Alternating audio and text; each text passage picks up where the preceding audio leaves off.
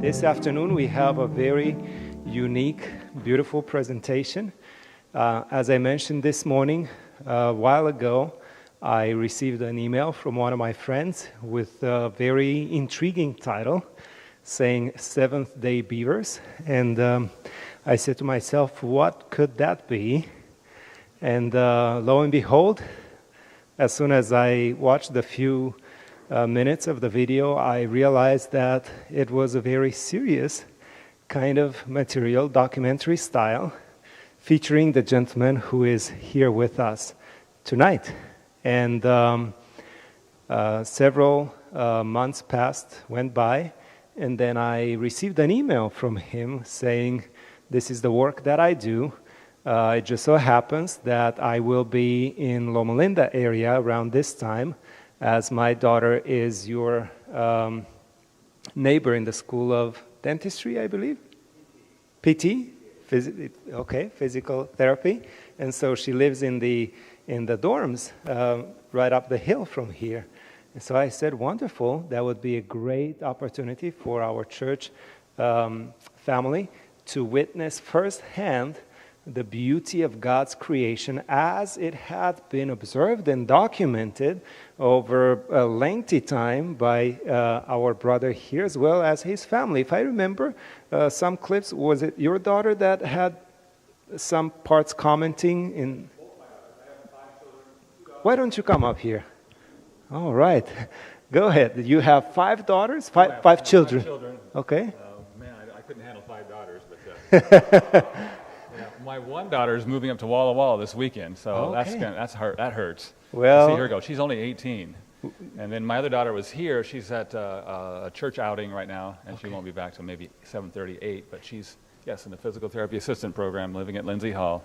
Beautiful. Well, you know the thing with Walla Walla. Everybody who goes to Walla Walla eventually ends up here. So it's just a matter of time before, whether or not they go via Georgia, but, one way or the other, they end up here. My wife went to Walla Walla, and she ended up here. She graduated here, too. I graduated here. So. Oh, you did? In what field? Physical therapy assistant. Physical therapy. 95. So your daughter is taking after you. She's doing the same thing. I retired from that a long time ago. But tell us a little about how this idea of observing this unique kind of industrious and brilliant architects, the beavers. How did you come up with this idea? That's part of the story tonight, so maybe I shouldn't, Don't give it away. That is a very key part of the story, so the testimony, basically. So, are there a lot of beavers in the area where you live? Where I live in Modoc County, and there are few of anything there. Okay. There's more animals than people. It's the most sparsely populated county in California, I think. I see. We have 1 or 2, maybe 2 people per square mile. 70% national forest, and we're one of the people that live there. One of the families. When was the first time you came across this idea of animals having a very holy habit of resting? Never even crossed my mind at all. But I will share a little bit tonight where the idea came from. And it actually did come from when I was living here in Redlands. Oh, wow. And it was before I was even religious. And so... there was a time when you were not religious. Well, I grew up in a Christian home, but I drifted away from God, became, unfortunately, an atheist with the atheistic mindset. And through some awesome circumstances, God revealed himself to me. It was really studying anatomy and physiology. And then later I came to Loma Linda and took gross anatomy here. And it was through all that process that I understood that there was an intelligent designer that designed the human body, without a doubt.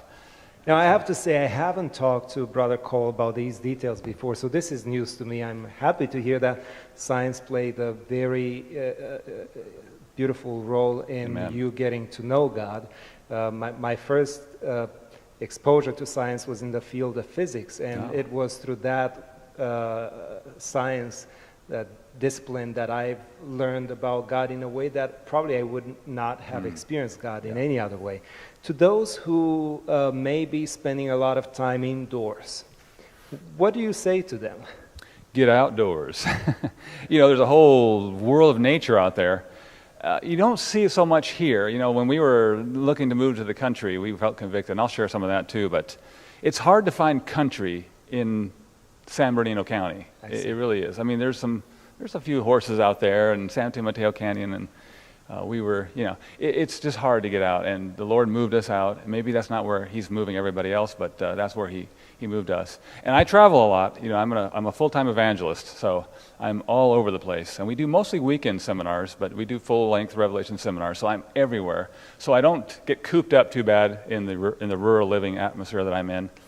How effective is this form of God's revelation, creation? How effective is it in appealing to people who may be in their life journey just as skeptical as you might have been at one point? Well, nature is God's second book, and it appeals to people in a different way. To some minds that won't receive a knock on the door, a Bible study offer, they do receive. In some cases, they'll receive a nature documentary, and we have a whole system where we share these door to door. I went with my pastor not long ago. We went door to door, sharing the Seventh Day Beaver DVD and handing out a documentary survey with it, asking for Bible studies, and it's phenomenal. It'll be received by people who won't naturally receive a Bible study offer. Well, we cannot wait to hear about the stories that the Lord had revealed to you, also the stories that you've encountered in your evangelistic work. And with that in mind, I want to allow you to have all the time possible. Let us bow our heads for a short prayer. Dear Lord, it is a privilege to be in your presence. It is a great happiness to have our brother Laren Cole with us this afternoon and his son. We thank you for the beauty that you have revealed to him outside in the nature, and we are eager to partake of that discovery as he's sharing it with us. In your name I pray. Amen. Amen. Thank you. And hello, church. I want to say thank you for that awesome potluck today. That was a wonderful meal, and I was very encouraged by the church service. I was encouraged by the music song, the selections of music that you chose today were really encouraging.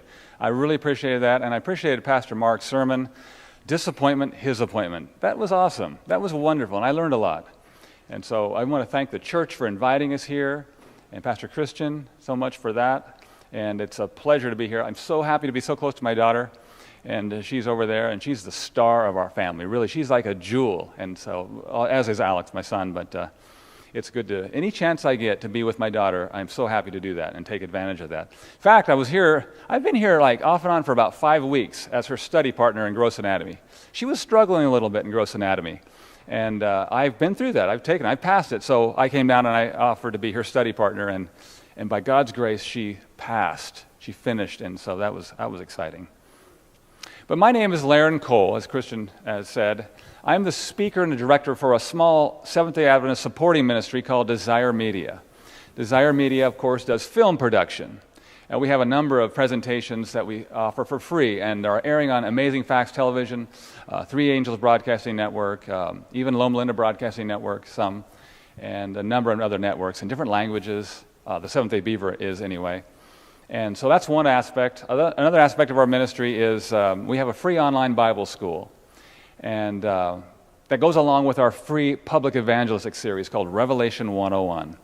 And I have at least 2 more of those seminars scheduled in California and in Oregon to round out the end of this year. But that's kind of what I do. And you can see by the title of do we have the PowerPoint up on the screen? The title, this presentation about the Seventh-day Beavers is actually part of a seminar series called Animals and People That Rest on Saturday. I'm passionate about the Seventh-day Adventist Church, and so I do a lot of research on the Adventist Church, and I'm encouraged by everything I learn about it. Here's a picture of my wife. This is Mickey, my dear wife. I met her here at Loma Linda University, and she was a student. And I bet you nobody here could guess where I actually met her. You might think that it might be in in chapel or a grocery store or, typical laundromat, but it wasn't any of those. Are you going to try to guess?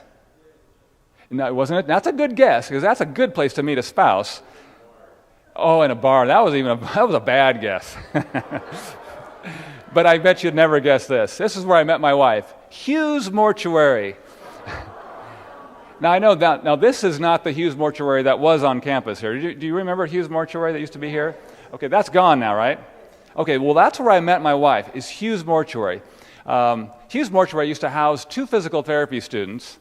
They were there in order to pick up the clients that were needed. They were there. They got free rent, and their job was to pick up the clients necessary. But I was down visiting one of the tenants there, and when I got there to visit, I found out that my spouse-to-be, Mickey, was visiting the other roommate, the roommate of the guy I was visiting. And when I got there, I was no longer interested in visiting the person I came to. I saw my wife, Mickey, to be, and I wanted to visit her. She had that glowing halo around her, and all the lights were green, and I couldn't see anybody else. I was glued on her. I wanted to visit her. At the time, I was in the car business at that time, a used car business. I had a car dealership in Bakersfield, and in my inventory, which I drove up there, was a white 325i BMW with 2 doors. It was a 5-speed, and it had a sunroof. So when I went in there and I saw Mickey, she was visiting the other student there, and I started talking. I wanted to get to know her. So I said, I found out she was 2 weeks away from graduating from the dental hygiene program. And so I thought, that's pretty interesting. I said, Mickey, what's the first thing you're going to do when you graduate? She said, well, I'm going to go out and get a job, and then I'm going to go out and I'm going to buy a white 325i BMW with a 5-speed, 2 doors, and a sunroof. And I thought she was kidding, but she did not see what I had just driven up in that BMW. She did not see that. And so I knew that was something set up from God. That had to be from God. And so I didn't end up selling her that car, as you can imagine. I ended up giving her that car. And here's Mickey on our honeymoon in the white BMW. We're at the Silverado Country Club in Napa Valley. And we got married. We got married in the University Church. And here we are on our honeymoon, and that's Mickey in her new car. Gave it to her. We ended up selling that car later on to help pay for my school bill, which was in physical therapy. And so that was providential. I actually retired from physical therapy in 2002, and I no longer do that. I started a ministry called Desire Media at that time. I wanted my children to be involved in ministry work, and so we started that.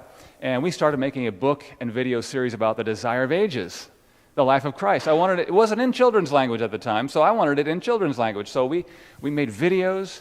We had children's church presentations at the church. We involved all the children, and we had these little books. I got 5 books done before I ended up getting so busy.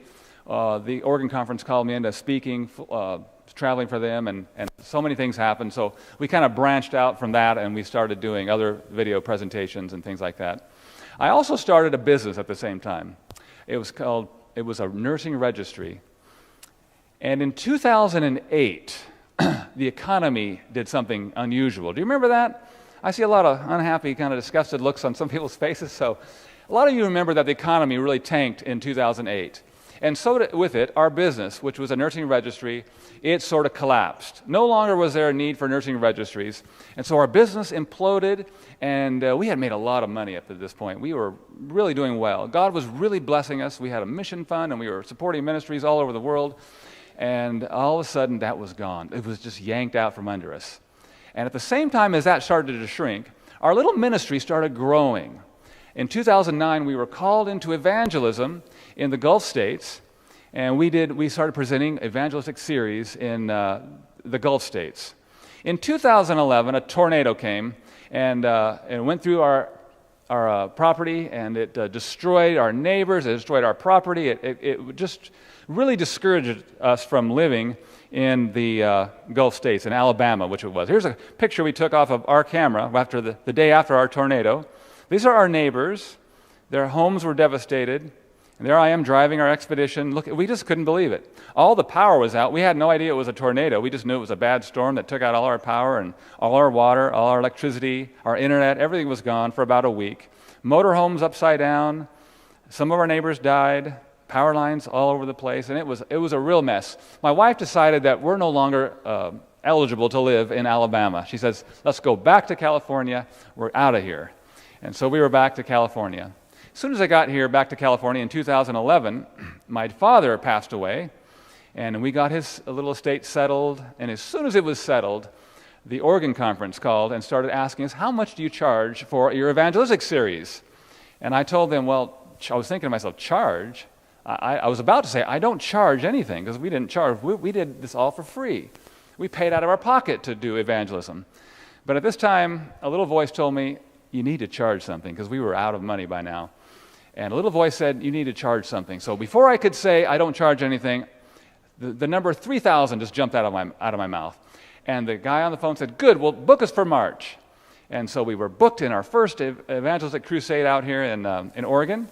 And as soon as I hung up the phone, about an hour later, another conference church called, and they said, how much do you charge for your evangelistic series? I said, where are these people coming from? How did they know? I didn't advertise. And I had that number, 3,000. They said, good, put us down for March. I said, well, we already have March.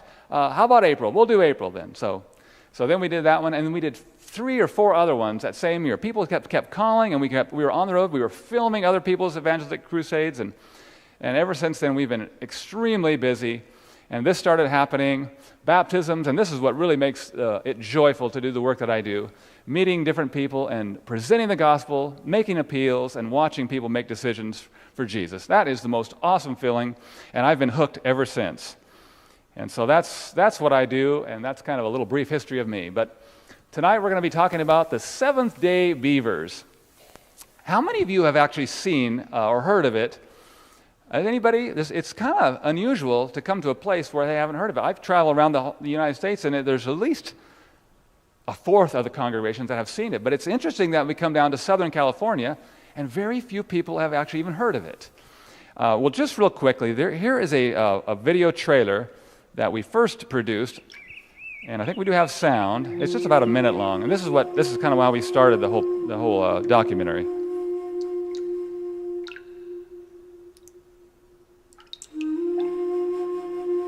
It all started when we moved out of the city.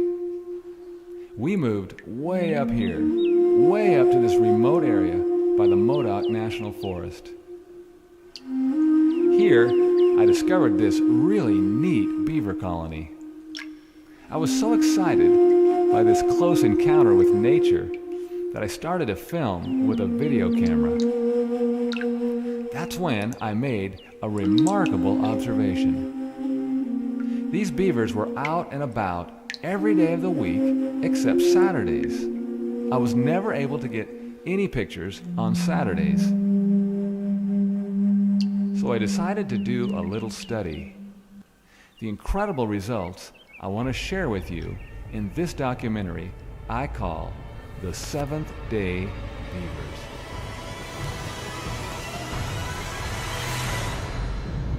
So it was July of 1999 that we made the big move. We were living in Loma Linda. We had our first 2 children. We had Alex and we had Madison. We were living somewhere up there in Loma Linda in a tract housing development. And we moved to the country in 1999. Why did we do that? Well, I found a book over in the ABC bookstore, and I was looking for a book to help be a better parent. You know, there's a lot of good advice that we could use, and so while I was in there, I found a book called Country Living. Now, this silly little book almost jumped off the shelf by itself into my arms. And it's a small little book about my size. It's about 36 pages. I can read that. And I picked it up there right in the bookstore, and I started reading, and I read, and I was convinced that God wanted us to move and take our family to the country.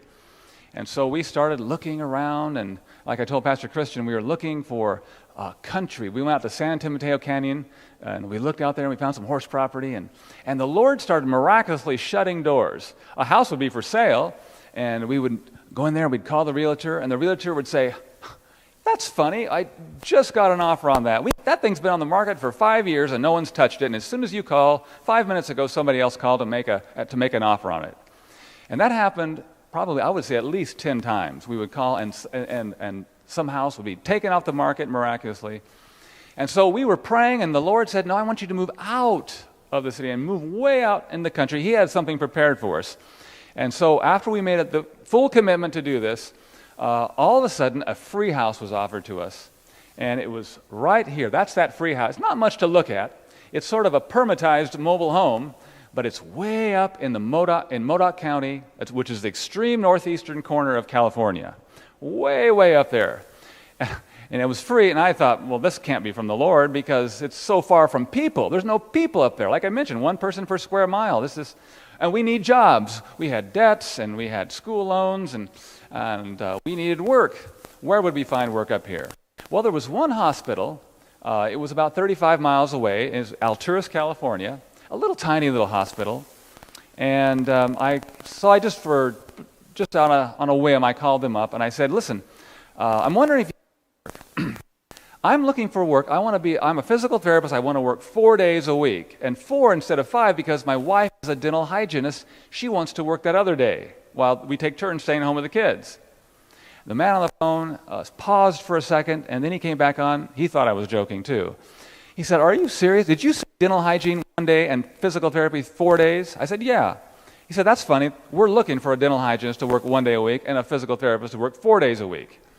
And so all the doors and all the lights were green, and the Lord moved us up to that house right there, it was free. That's about all we could afford at the time. It was free. And what a contrast from this area, from San Bernardino County, and I love San Bernardino County, especially the people. The people, I don't like the crowds and the traffic out there too much, but I do love the people, more than most any people I've probably met around the United States. But what a contrast from moving from here and up to it was like a complete opposite. The first morning, when we moved into that house, we went to bed and it was deathly quiet. We heard coyotes and we heard whatever kind of beasts were out there. There was all kinds of wild animals and beasts out there, but no people, no cars. And we were wakened early in the morning to guess what? This is what woke us up in the morning, the first morning we were there. It was a cattle drive in our yard. And this is typical. I just shot this out of my window just a little while ago. That's our neighbor. That's one of our neighbors, and that's what goes up and down the road by where we live. That's how remote we are. It's cattle country. It's the wild, wild west. So I don't know what the population density here. I think it's around 400 people per square mile, maybe in Riverside County, which is a little denser than. Are you in Riverside or San Bernardino? You're in San Bernardino. Well, we moved from that. We moved to the 1 person per square mile, and we actually fell in love with it. My wife is getting a little tired of the snow right now, but we loved things like the mountains. The mountains were our favorite part. Here's our family up in the country. There we are. My wife, some of the other kids. I have 5 of them. There's my son Jackson being baptized in a creek nearby. That's the Beaver Creek, actually. Here I am up in a place called Dismal Swamp. We're doing a little film documentary called High Elevation. It's about country living. 7,200 feet up there. It's anything but dismal, but that's what it's named. It's just beautiful country, and it's quiet. Wildlife everywhere is just amazing. Beavers, that's another thing we really appreciated. We found beavers up there. And Pastor Christian asked, whatever gave me the idea to even investigate the idea that maybe a beaver would be resting on a Saturday? Whatever gave me the idea? Well, it was this guy right here. His name is Bill. When we lived here in Redlands, we lived out on Mission Road when the orange trees were still there. You know where Mission, it goes, parallels Barton Road, I guess, over here, and it ends up at California Street Avenue, and right at the end of California Avenue is Loma Linda Broadcasting Network, and Kuka's, yum. Kuka's is over there, and before all that was even there, we were living in the little old house. It's gone now, and it was surrounded by orange trees. There was a little 6-acre place marked out there, and to offset our rent, we were really creative. We renovated the garage, and we made it into an apartment, and we rented it to Bill. And Bill was our tenant, and he offset some of our rent. One day, well, I was just walking by Bill's little apartment. He was sitting out on the patio with his lawn chair out there, and he said, "Hey, Laren, I got to tell you something." He said, "Do you notice all these bees here? They're flying around here, and these orange groves everywhere." He said, "There's something really interesting. Every day when I sit out here at the same time, I see the bees go zooming by my garage every single day." He said, "But on Friday night and Saturday all day, there was no bees here. I never see a bee out on Friday night and Saturday." And I thought, well, that's pretty interesting. It didn't really mean much to me at the time because I wasn't really religious too much at the time. I was sort of coming around, but I wasn't I wasn't in ministry for sure. But I remember what he said. It was interesting, but didn't mean too much to me at the time. And when we moved up to the country, up there in Modoc County, and since I didn't work on Saturdays, I had time to explore the mountains. On which day do you suppose I explored the mountains? We call those Saturday or Sabbath afternoon walks, don't we? We took tons of those. On Sabbath after church, we'd be up in the mountains exploring the beautiful nature up there. It's amazing. You don't pay anything to go anywhere in the national forest. Here I think you have to pay everywhere you park, and there's people everywhere. There's nobody up there. And there is just acres and acres of beautiful roads and creeks and rivers and ponds and things like that, and wildlife, bears and mountain lions. Anyway, so I'm up there. I'm up there enjoying my Sabbath afternoon walks, and one day I discovered a beaver dam.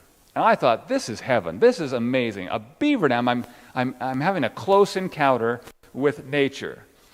And so I came up there again and again on Sabbath afternoons, again and again, hoping I would see the beavers. And I'd always go up on Saturdays. Here's a picture of the beaver, one of the beaver lodges, our beaver dams.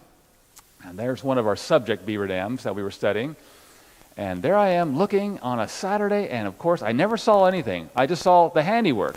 I figured that beavers were just reclusive, sneaky creatures, and people had hard times seeing them. Maybe Marlin Perkins could see them, or those nature people. You remember Marlin Perkins?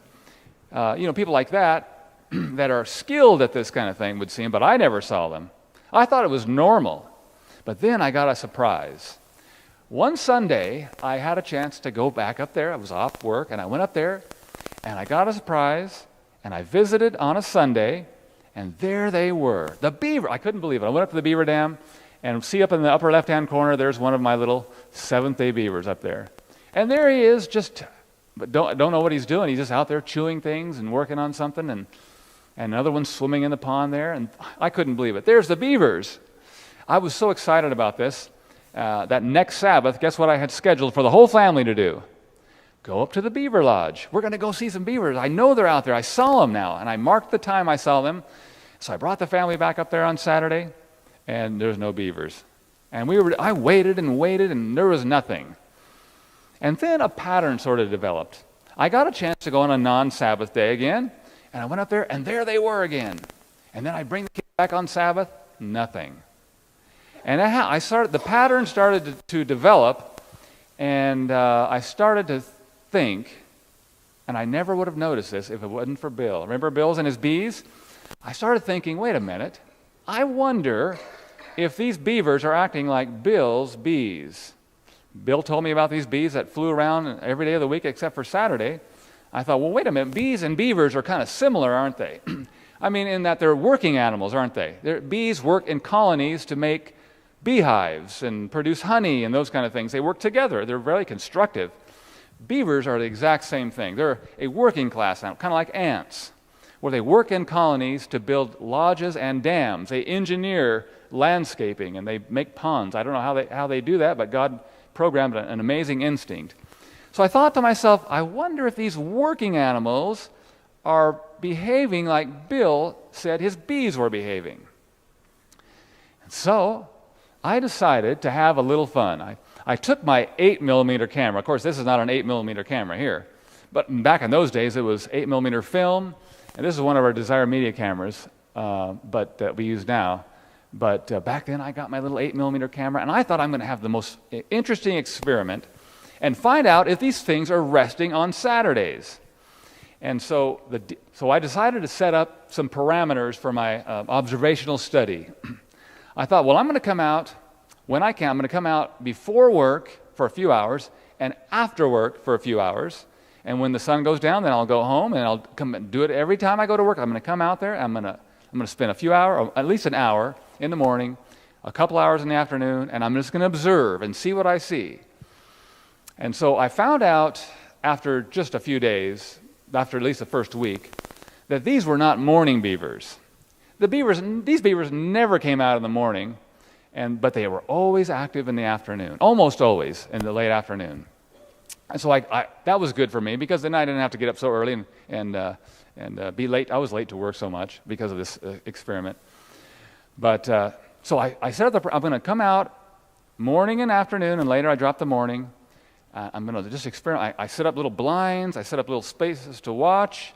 And I'm just going to observe. I'm not going to interact with them. I'm just going to observe and see what I see. So I started on a Monday, and sure enough, the beavers were out, and I found out beavers can't see. It's easy. You don't really have to hide from the beavers. You only have to hide from they can smell and hear really well, but they can't see worth anything. So it's easy to set up a little blind there and just sort of observe what they do. Sure enough, Monday, there they were. Tuesday, all the way through Friday, I saw activity every day of the week. And then the next day, of course, was Saturday. And this was the big day of the experiment, a solemn moment. I came out there, same time. I expected fully to see them out. I did not believe that there's something going on with, I couldn't even believe my experiment, really. It was hard to believe what I'm seeing. So I'm documenting all this with data and with my video camera. But this solemn moment, I came out and there was no beavers. And I waited and I waited, and I had all day on Sabbath. So I'm out there waiting and waiting, and I wondered if they were dead. The first thing I thought was, are my beavers dead?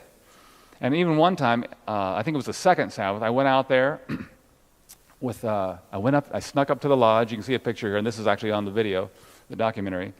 I wondered if they were dead. So I took my little camera, and I went up and I snuck up to the lodge, and I put my ear to the lodge, and I was happy to hear these sounds inside the lodge. This is actually the audio coming from the camera, just listening to what's going on a Sabbath inside the lodge.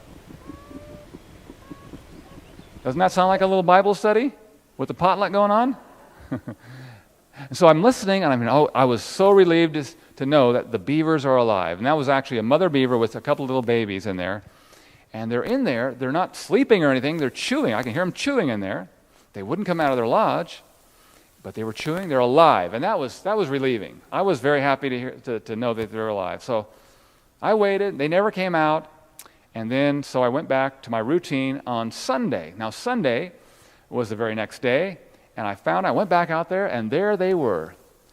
I took boat out this time. I went out there, and you can see I'm staring down a little beaver here. That's a mother beaver. And she's looking at me. She thinks she's looking at me, and she really can't see very well. And so she's wondering what that little hazy little thing is over there. But that happens all the time. I'm staring. I got beavers so close to me. They come up, they can't see. I almost run into them, and I'm kind of scared sometimes because it looks like they're going to bite. But Sunday, if you must know, is actually the busiest day of the week for the beaver lodge where I was observing. I wonder why that is. Can you take a guess? Yeah, and I don't know that to be true, but I observed that Sunday was the busiest day at the lodge. Saturday was a nothing, and Sunday was a little busier than normal. If you want to come up and have a chance to see some of these beavers, and you want to go with me, I would recommend Sunday to go. And you can come on Saturday just to double check to make sure that, in fact, I was just up there, I go running or riding my bike through this area right behind this pond here. I ride my bike there, and I always glance over, and there they are. They're usually there in the evening. But Sunday is the busiest day of the week. Well, I went back to my routine Monday, and I got the same results. Sunday through Friday, out and about, busy, and then next Sabbath, I went back, another solemn Sabbath again. I went back up there. Nothing, just quiet. And I spent an inordinate amount of time, much more time than I did on the weekdays, on Saturdays, observing beavers. Saturday, if you must know, was the boringest day up in the woods where I live. You know, I don't see a lot of animals of any kind. We used to have, when my children were little, we'd go on what we called Friday night bear hunts. Because there's bears up there. You know, I take the kids out, and we get our pajamas on, we'd have our evening worship, and I'd take the kids up, and we'd go way up four-wheeling, where only a four-wheel drive could get, and we'd park, and we'd crack the windows, and I'd tell the kids we're looking for bears. And we'd never found a bear on Friday night. But we had fun trying. Remember that, Alex? Did you like Friday night bear hunts? We still do those, even though he's 24 years old now. We still do it sometimes. So week after week, this continued on, month after month, summer and winter. To this day, I've never observed them out of their lodge on a Saturday. Now, my first year of observation was intense. The first part of the year, intense. And the second year was tapering off a little bit. It was more of what I'd call casual observation. But it was consistent. And several years down the road, it was just casual. But it was month after month, same results. Never saw them come out on a Sabbath. And then in 2013, I felt impressed. And this is 13 years later. The experiment started in 2000. 13 years later, I'm still observing the same thing, and I felt impressed that I should document this. I want to kind of put this chapter behind my life, but before I do so, we have cameras, we have helpers, we have people that can do this, and I thought to myself, this might be a good idea. And I prayed about it, and I felt impressed that the Lord would like me to do this. In fact, the answer to my prayer in my own little mind, the thought came to me, well, if you decide to do this, I'll bless it, but it's going to be a lot of work. And it really was. It hogged my time drastically. I mean, it was just, I don't know if my family really didn't suffer because they were involved in much of the observation. So it was 2013 that we started it. It took 3 years to film the presentation. And it was, like I said, in 2013 when I felt impressed. Somebody else was praying also. A person named Louis, I found out later, in Florida. I'm going to share a little bit more about Louis' testimony in just a little bit. But remember that name, Louis in Florida. Like I said, my whole family was involved. Our technical producer is my son. He's not here. It's Alex's younger brother, which is Jackson. Now, Jackson is gifted, like Alex. They're very gifted with computers and cameras. But this one here, I don't know what happened to him, what kind of mutant gene he got, because he is an app developer for Apple, and he just, without any really training, I don't know where he got his training, but he develops apps. He had the number one selling app in France. It was called No Location. By the way, if you want a nice app to take the location finding device off your phone when you take pictures, he developed an app called No Location. And he's got another one called, was it No 140, where you can tweet more than 140 characters? Anyway, I think the No Location one has been the best-selling app in Europe many times. And anyway, he was born in the year just before the year 2000 started, the exact time that I started the experiment with the Seventh-day Beavers. I would take him in a backpack I'd wear a backpack, and I'd put him in the backpack, and Alex could walk, and we'd go up there, and we would spend hours, just hours and hours, hiking up and down, filming beavers, observing beavers. He was in that backpack so long, he got a nickname, and his nickname was Packer. And so if you can ever meet Jackson, you can just say, hey, Packer, how's it going? So we learned a lot of neat things about beavers. Beavers, like I said, they have extremely poor eyesight, which helps a lot when you want to get close-up pictures. The beavers, they'll come right up there. They can't see. As long as you're downwind, you can get really close to a beaver. Found out that they can hold their breath for 15 minutes. When a beaver submerges, it's usually, you could almost set your watch by these beavers, it would be 15 minutes before they would come up. So we would have little places where cameras were, like here I am on a camera in a boat. There's a dam over there where there's another camera. Alex is on a camera somewhere sometimes. And as soon as they would get sort of a wind that we might be looking, and they get afraid, they'd slap their tails, they would submerge, and we could stand up, we could walk around, we look at our clocks. 15 minutes later, remember that, Alex? About 14 minutes and 30 seconds, we would have to hunker down, get ready, because then they would submerge, right about 15 minutes. They'd come back up, they would think the coast was clear, and so they would go back to whatever they're doing, swimming and hauling trees around and things like that. Their poor eyesight leads to a very important question. Why do beavers slap their tails? What have you heard? Did you read Benny the Beaver? Anybody? Now that's an Adventist publication, I think, but maybe some of you are too young. I'm really dating myself. Benny the Beaver is an old, but none of you old-timers know that, huh? Benny the Beaver? Anyway, we were taught that beavers slap their tails because they're warning other beavers of danger. Now take a look here. I got a little film clip of some beavers slapping their tail. Notice what happens each time a beaver slaps his tail. What is he doing? He's submerging instantly, isn't he? He submerges instantly. So my theory, after watching him for 16 years, because of their poor eyesight, what I believe is happening is that beavers since they can't see very well, they sense danger. They smell something, they may hear something, but they're not sure, so what they want to do is submerge quickly before whatever, the boogeyman out there, the red-tailed hawk or whatever, before it gets them, they want to submerge and get underwater quickly.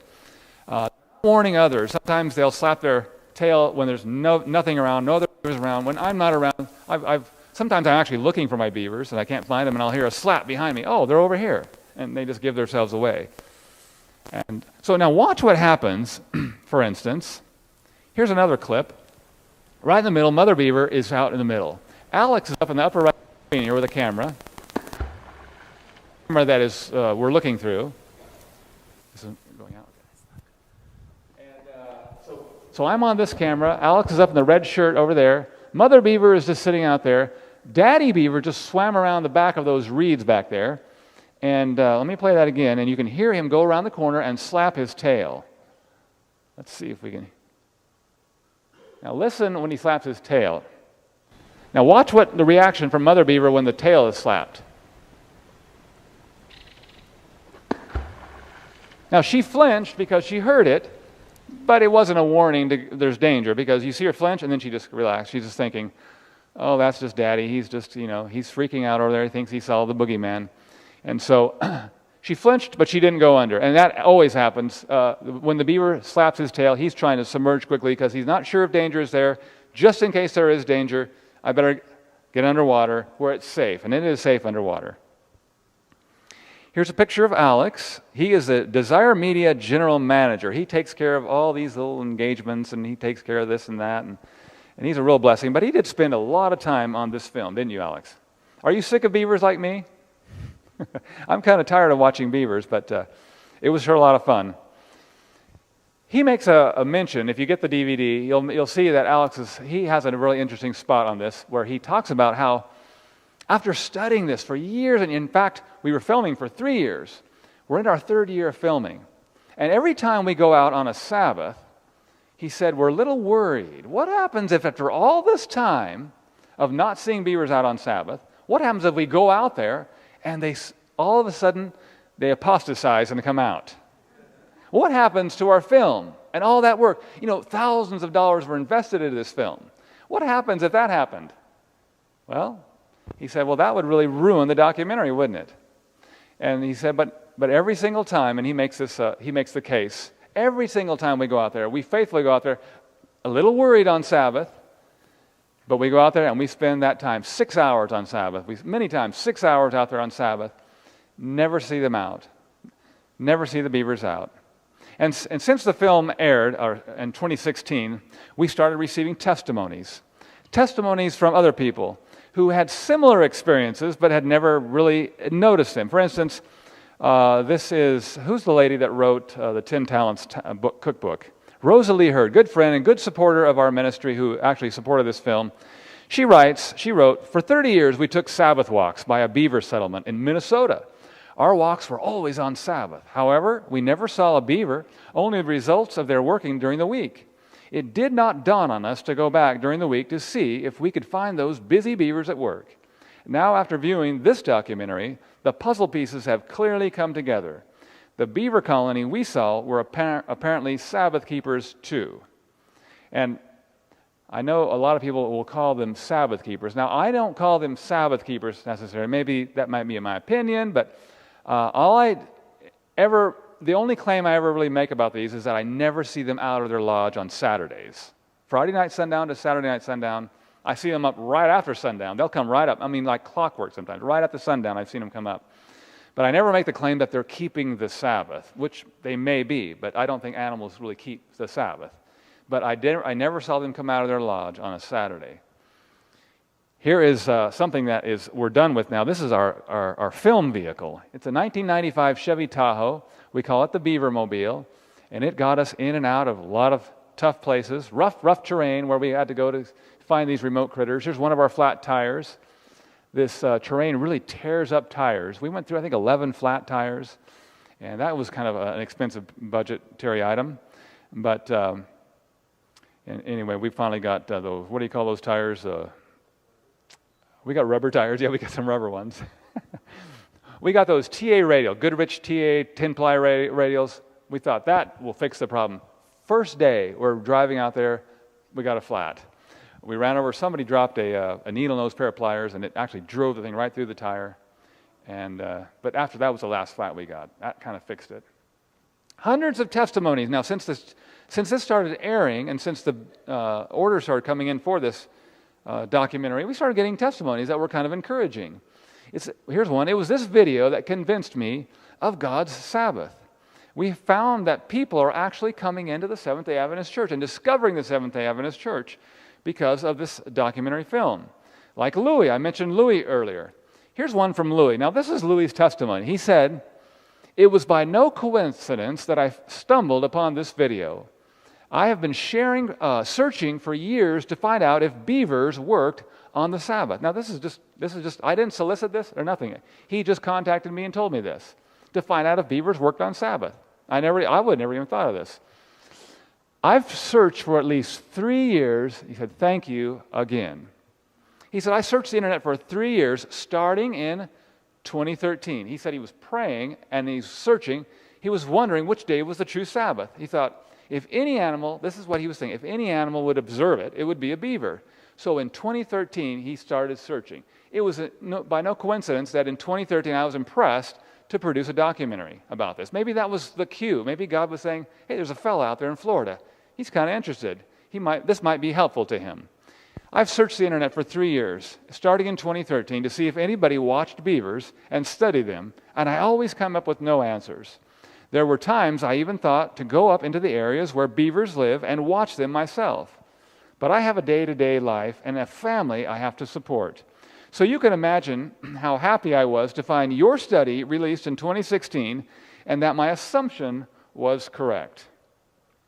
Now, since we posted these on our website, we've been getting orders by the hundreds to give these things. People are looking for good sharing witnessing tracts. Here's a little letter we got from a 3ABN viewer. "Saw your program on 3ABN this morning. I've been praying for something I could do. This is the answer. Praise the Lord. Please send me 100 copies to start with." That was from a lady named Nell. And since then, we've had thousands and thousands of these things ordered. And people are giving them out like witnessing tracts. Other testimonies, somebody from Nancy from Texas, she said, "We will be using your DVD to get in the door of our contacts after the Sabbath Bible Guide. I know it will bless our community." 6-year-old Jonathan. I did a seminar up in Helena, Montana, and I shared with little 6-year-old Jonathan. He wanted a Seventh-day Beaver DVD so he could go out and share them. Well, lo and behold, 6-year-old Jonathan shared the Seventh-day Beaver DVD with Baptist pastor Stephen Parker, which is on the right.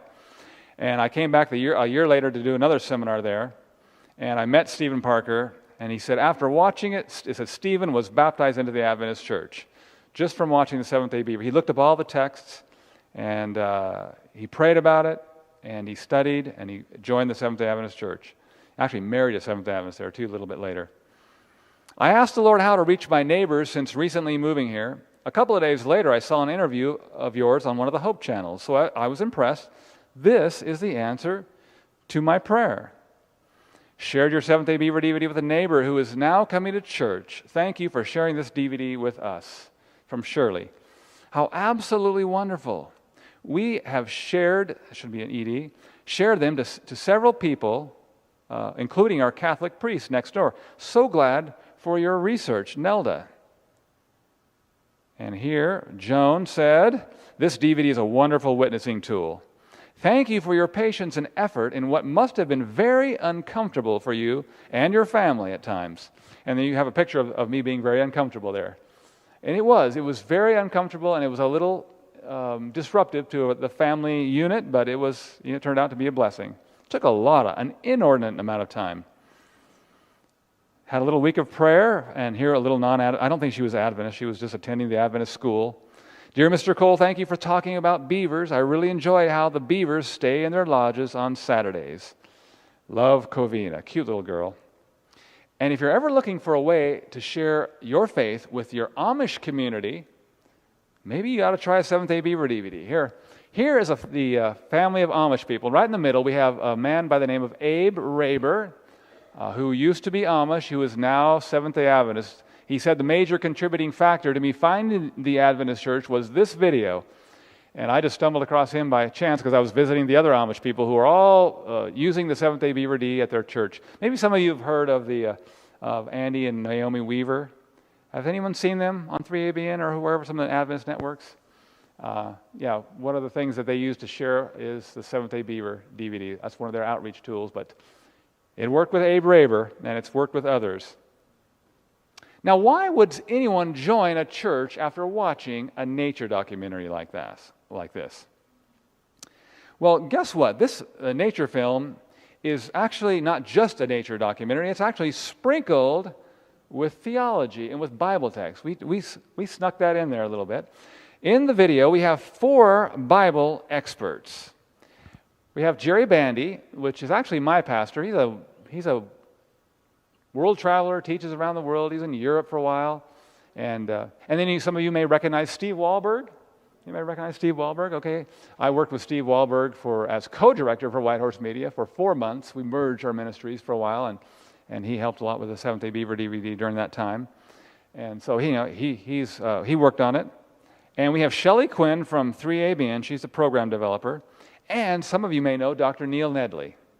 Dr. Neil Nedley is a researcher, a statistical researcher, and he was amazing on the film.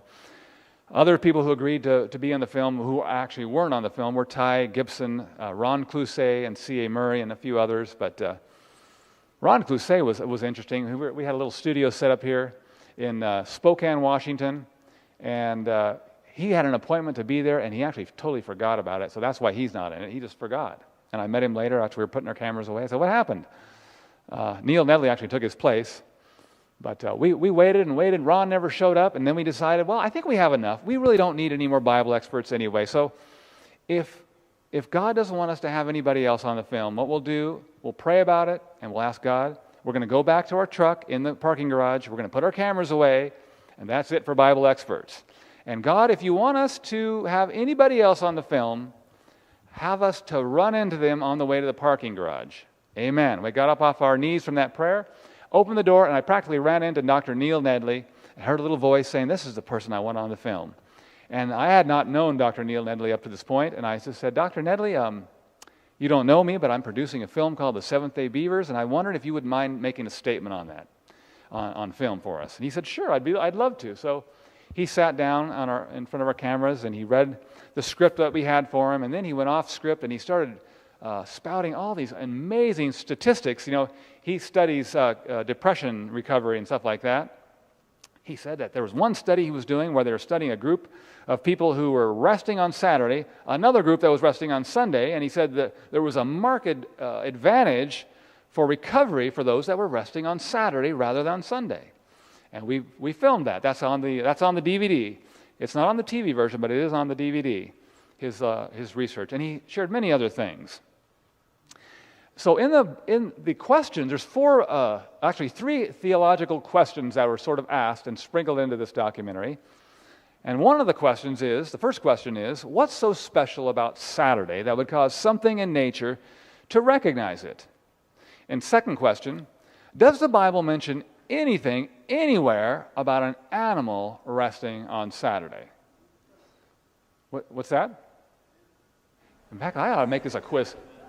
Okay, let's think. Does the Bible mention, I'm going to give a free DVD away to anybody who can guess what animal. There is one animal mentioned in the fourth commandment, Exodus 20 and verses, okay, that's, now if you're in King James, let's go with King James just to be fair. Cattle, who said cattle? You said cattle, so can I give you this? Can we give her that? I know somebody, all right, so I think she said it first. Oh, it's back here, okay, it wasn't you, it was her. You're welcome, Seventh-day Beaver DVD. This helps keep people awake. You know, you give away a prize now and then. So the Bible mentions in the fourth commandment, it mentions, you know, not your maidservant, your manservant, your son, your daughter, nor your cattle, nor the stranger that is within your gates. You rest, everything in your jurisdiction rests, and you spend the time with the Lord. That's his day. But it's the cattle. Now, I think in Deuteronomy, the repeating of the Ten Commandments in chapter 5, you have the ox mentioned in most versions, but It's the cattle. And somebody else said ox. Well, that qualifies. That's good enough. If you insist on, I have some more Beaver DVDs up here. The third question, if Saturday is God's Sabbath day, why do Christians all over the world go to church on Sunday? Now that is the big question. That is the question that makes people think. And we have pretty decent answers here from our Bible experts. Here you can see, now this is Jerry Bandy. He's answering one of these questions. And this is our office in Lakeview, Oregon. And you can see that we spend a lot of money on our green screen equipment, don't we? So I see some pretty nice cameras here, but you know what? If you really want to learn to pinch some pennies, you got to talk to me. You know, I don't have any money. So that is a piece of 4x8 sheetrock, $12.95 over at the lumber store. I got some spray paint, some green spray paint, and that was about maybe $4 for the spray paint. Sprayed the thing down and stuck it up on the wall, and there was our green screen. You know, I think a lot of people might be proud of me, but it turned out pretty good. You know, my son Jackson and Alex, they were able to key it out really well and make it look pretty decent. And some of the answers that they give are not the little shallow answers. Some of the answers to that last question, for instance, included the key issue about the change of the Sabbath. And we bring up the Council of Laodicea in 364 AD, where Bishop Eusebius, he cites this. And this is, I think this is Jerry Bandy who read this and answered the question and brings this out. All things whatsoever it was duty to do on the Sabbath, these we have transferred to the Lord's. Now, to my research, this is the first time in writing, at least, that I found legitimately that Sunday is referred to the Lord's Day. Has anyone? I mean, Pastor, have you? I know there's a guy called Billy Sun. No, it's another fellow out there, Justin Martyr. They sometimes cite Justin Martyr as calling it the Lord's Day, but I don't see that in actually. It's not documented well. But this, I think, is the first time it's documented as Sunday being called the Lord's Day. A lot of folks will go out and say, well, the disciples were keeping Sabbaths in the Bible, and right off the bat they were keeping Sunday. But you see that they weren't even calling it the Lord's Day until 364 and 365 AD. And then Bishop Eusebius in the Council of Laodicea continues on by saying, now a command is that Christians must not Judaize by resting on Saturday, which indicates that they were resting on Saturday. And now it's prohibited. We're changing it to Sunday, and we're prohibiting Saturday. And that's key, and that is significant. For instance, Stephen Parker, this is something that worked in his mind. These are puzzles, pieces of the puzzle that brought him about and brought him to understand the truth about God's Sabbath. And Steve Wahlberg, he flushes out the idea of the gradualness, how gradual the change was. And so on and on, the documentary is sprinkled with these theological ideas, and that's what makes it such a good soul-winning item. Some of my favorite shots were things like this, the boat shots where you get the tail slap close to the boat. There's one of the beavers. He's coming out of his lodge. He's swimming through his channel. He's coming at me. He didn't see me. In this particular shot, he didn't see me. It took about 5 hours to get a shot set up like this. It takes at least 5 hours to get that to happen. And Alex is the one filming from this camera, and he's going right towards me, and he wouldn't even have seen me if it wasn't for that silly yellow paddle I had sticking out there. He might have got a little closer on that shot, but he came up there, and all of a sudden he realized something's not right here. You know, that poor eyesight, and he decided, well, just in case. You see that he swam away, and he went away and did the little tail slap. See, right there he realized, I don't know what that is, but it's not right. And he gets over here, and that's as far as he can go, and I better go. And down he goes. He's not warning others. He's trying to save himself.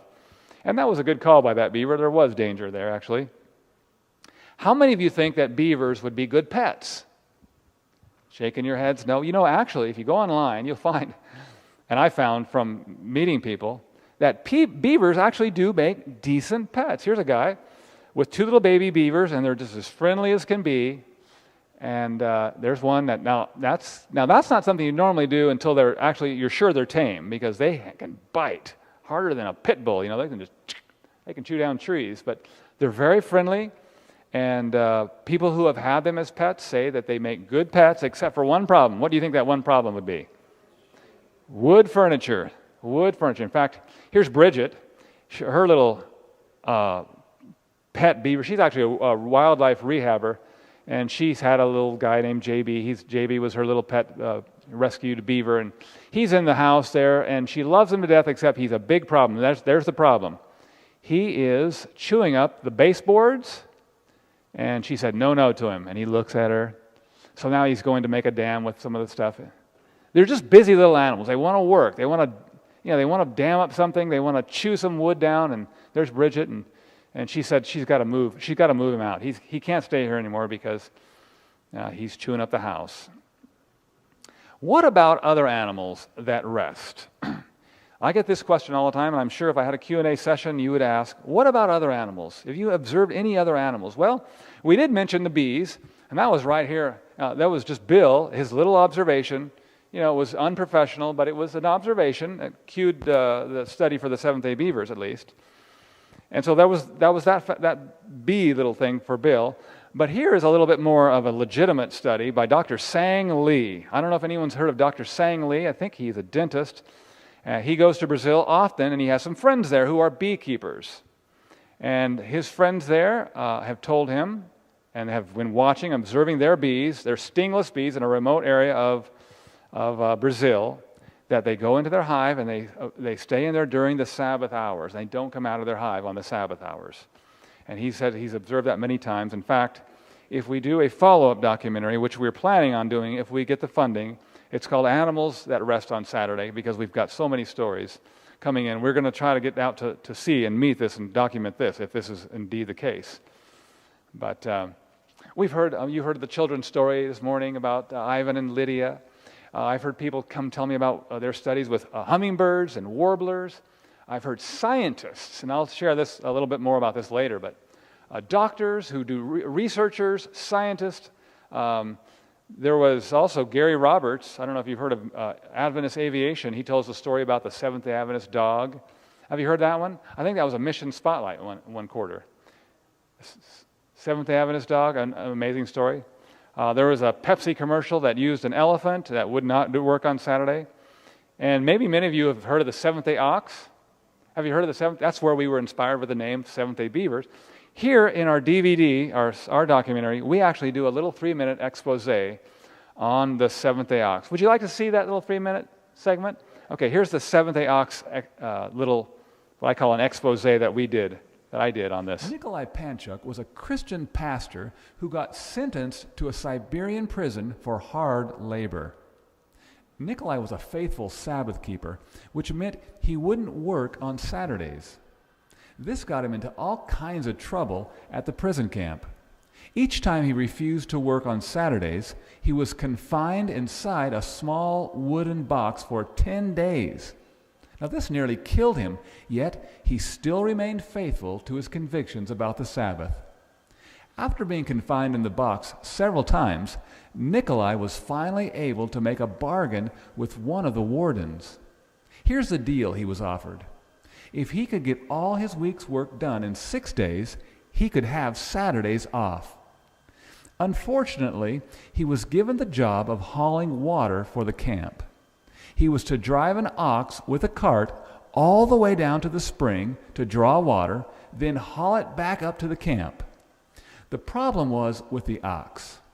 The ox was stubbornly slow, and the more he tried to motivate the beast, the slower it would go.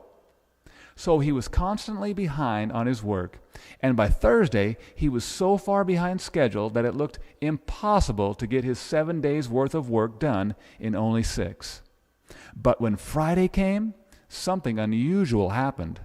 The ox could hardly wait to get to work, and as soon as it was hitched up to the cart, it started to run. To and from the spring it continued running all day long, so that just before the sun set on Friday, Nikolai got all the water hauled for the entire week, and he got Saturday off. This continued every week. The ox would be slow Sunday through Thursday, but it would run on Friday. And even after Nikolai Panchuk was released from prison, the ox continued the same pattern each week with the new prison worker. Some of you have read that story. I've read the story about that, and that's an amazing story, isn't it?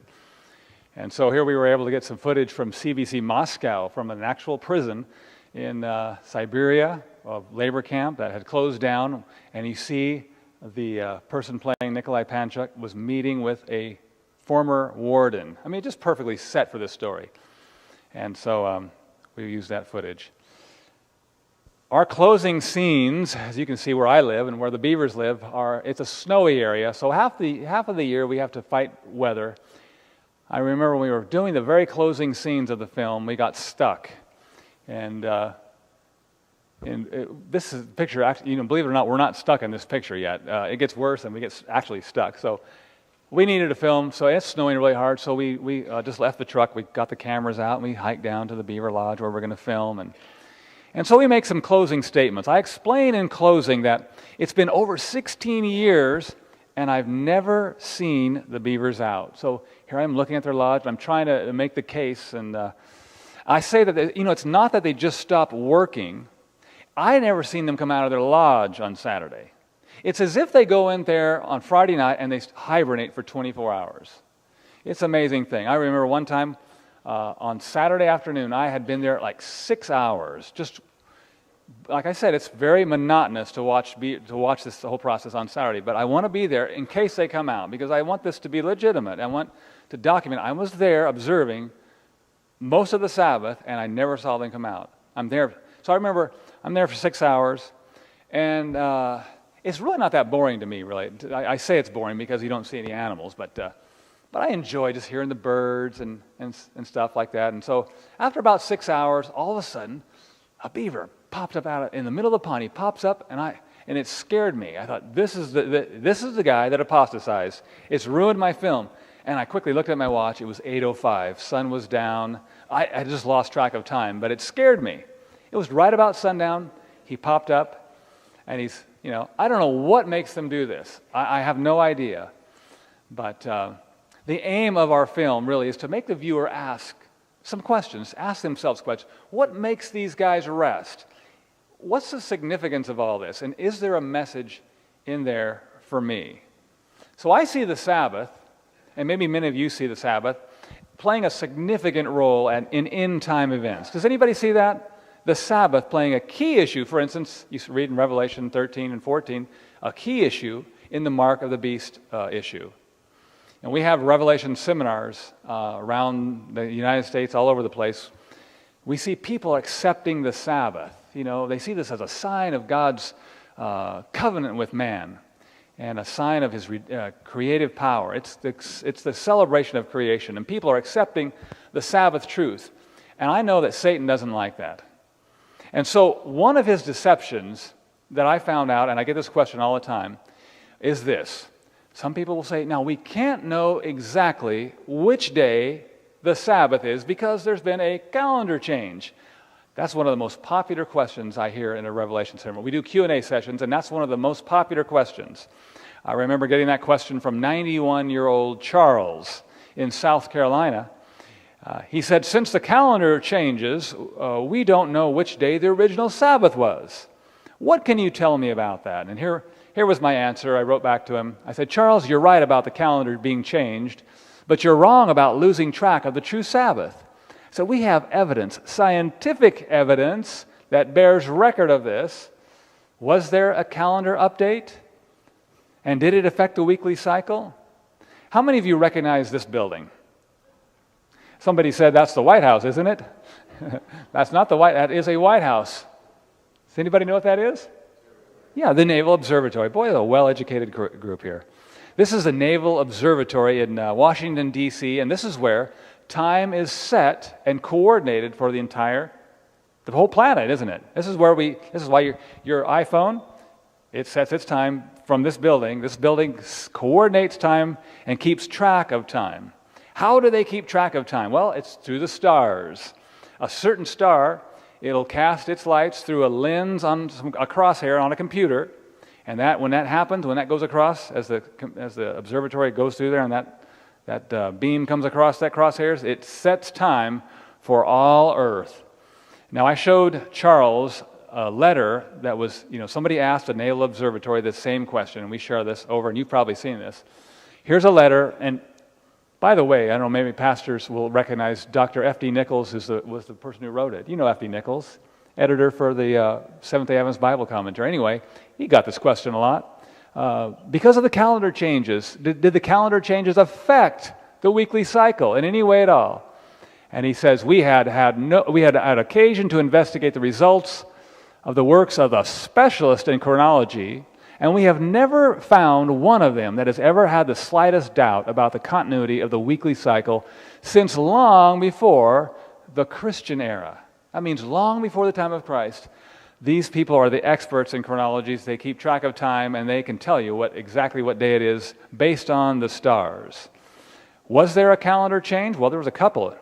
Here's how the calendar was changed. 1582 in October, they found out that they needed to drop 10 days off of the calendar. That's when we went from the Julian calendar to the Gregorian calendar. And you can see that October 4 on Thursday was followed by October 15, which is a Friday. So we lost 10 days on the calendar, but did we lose anything about the continuity of the weekly cycle? No.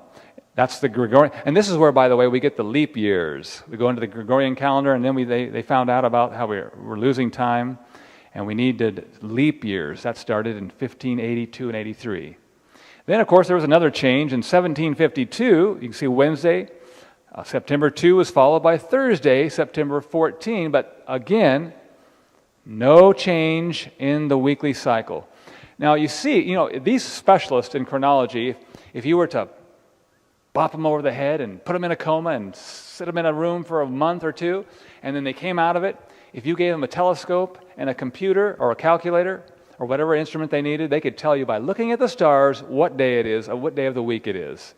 And they can go back in time and they can tell. In fact, here are some testimonies from some of these experts, and these are astronomers. Dr. Hinckley says, by calculating the eclipses, it can be proven that no time has been lost, and the creation days are 7, divided into 24 hours each.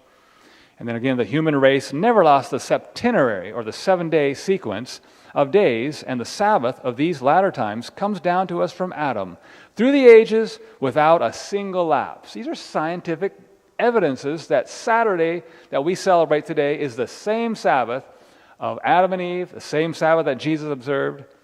And more astronomers, I can go on and on with astronomers who are experts in chronology. It can be said with assurance that not a day had been lost since creation, and all the calendar changes notwithstanding, there has been no break in the weekly cycle. And I got over and over, I don't want to bore you with all these, but the last one here, the continuity of the week has crossed the centuries, and all known calendars still intact. The Bible tells us in Genesis 1:14, what does it say? It says that God said, "Let there be lights in the firmament of the heaven to divide the day from the night, and let them be for signs, for seasons, and for days, and for years." Just like the Naval Observatory, they learned that from God. They set their clock, they set chronology, and they set time by the stars, which is amazing. Here's just a few pictures of some of the supporters of the Seventh-day Beaver film. Ed Reed, a dear friend. Now this guy, Ed Reed, some of you know Ed Reed. I forget his title, but he comes up, we have a booth somewhere, he'll come in and just clean us out of Seventh-day Beaver DVDs and start sharing them with everybody. I've met people that said, "Oh yeah, I got a Seventh-day Beaver DVD from Ed Reed." He's out there just promoting this. Ivor Myers, a good friend of our family. Eric Fleckinger from It Is Written. And there's the man that owns Safe TV. He says, "Man, we got to get some more films from you." He ministers to Native Americans, and they like nature, so he was really happy with this. Pastor Doug Batchelor, we met him at an ASI convention, and right away he signed a contract to air that documentary on his network. Vonda Bierman, who sings for us at our evangelistic crusades sometimes. Steve Saxon, friend of the family. Here's the Amish people, Naomi and Andy Weaver.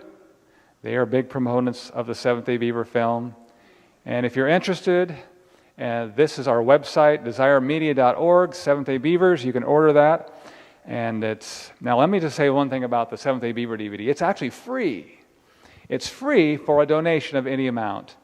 And what we're doing with donations is that we're funding our ministry work. We have free evangelism projects going on, free weekend seminars, like this one.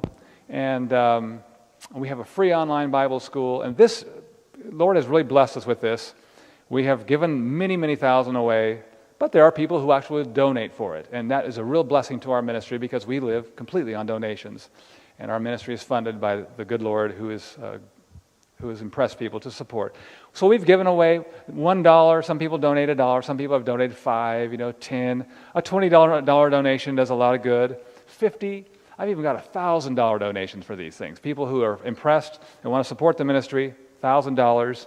The film is airing on 3ABN, Light TV in Europe, in different languages, on Better Life TV, Good News TV in Arizona, Amazing Discoveries, Amazing Facts Television, Hope Channel. It's on David Gates' networks, who, by the way, he didn't get a license agreement. He just started airing it. I don't know how that happened. And like I said, this is a really good fundraiser for us. It's been a blessing to us. And if you're interested in, we have a few here with us today. And like I said, they're free. If you don't have a donation, they're still free. Just take one. And we're happy. We're in ministry. We're not in business. But if you have a donation, you can just throw a donation. We have a box over there. You're welcome to put a donation in there, and we'll put that money to good use if the Lord impresses you to do that.